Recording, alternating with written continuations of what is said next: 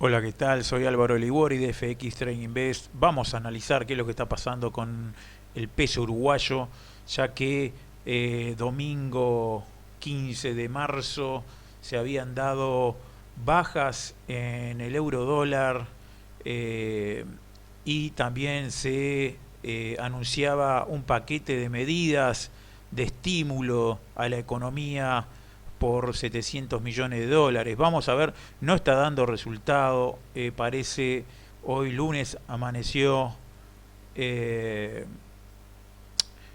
el mercado amanece con una baja del euro dólar cuando esto tendría que devaluarse. Tenemos pronosticado 1.1562. Vamos a ver si esto llega a cumplirse. Por ahora los mercados no están confiando en la decisión de la Fed. Se ha reevaluado, al principio hubo algo de temor, pero actualmente este es un gráfico semanal.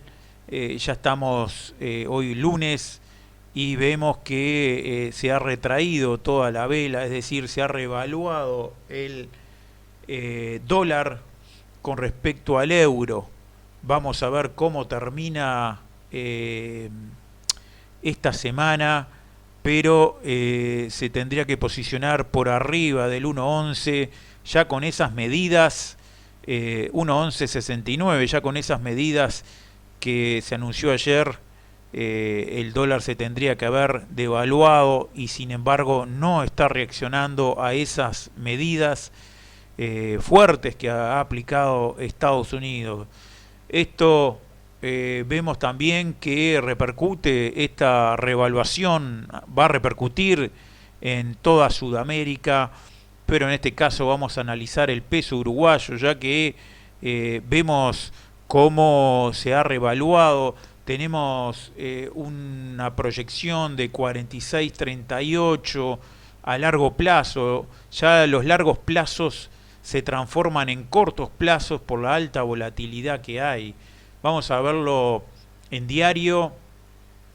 Tenemos muy corto plazo como rompió los 43,58 y estos cortos plazos ya se transforman en ultra corto plazo. Y ahora tenemos proyectado un peso uruguayo en 45,49 por dólar.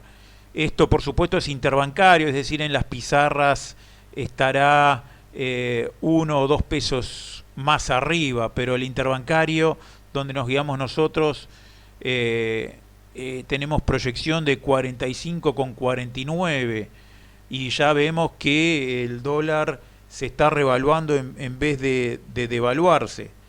El gobierno uruguayo, ¿qué podríamos esperar? Que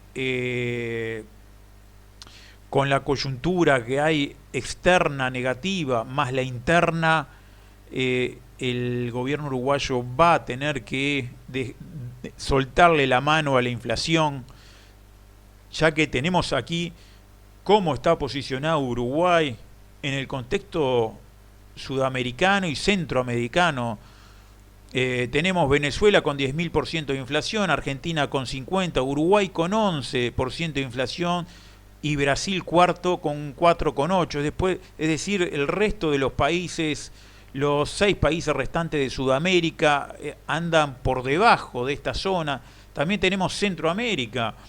Fíjense, Nicaragua 6% como máximo, el más grande, el más alta, la más alta inflación.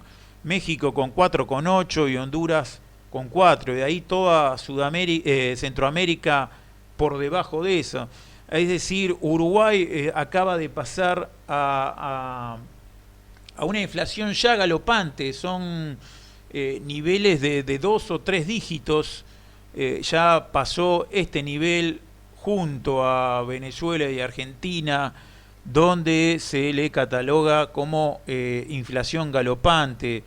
Esto quiere decir que su precio puede triplicar en apenas un año el precio de los productos. Esto lo que puede provocar es una pérdida tremenda de poder adquisitivo y esto suele ser provocado por grandes cambios económicos, es decir, tiene grandes cambios económicos que se están dando en el exterior y en el interior, es decir, con el nuevo gobierno, con una deuda pública de cerca de un 5% más una inflación alta tercera de Sudamérica y Centroamérica, como vemos acá, es decir, el gobierno uruguayo, pienso yo, no va a tener mucha maniobra para hacer para reactivar la economía como están haciendo todos los gobiernos del mundo.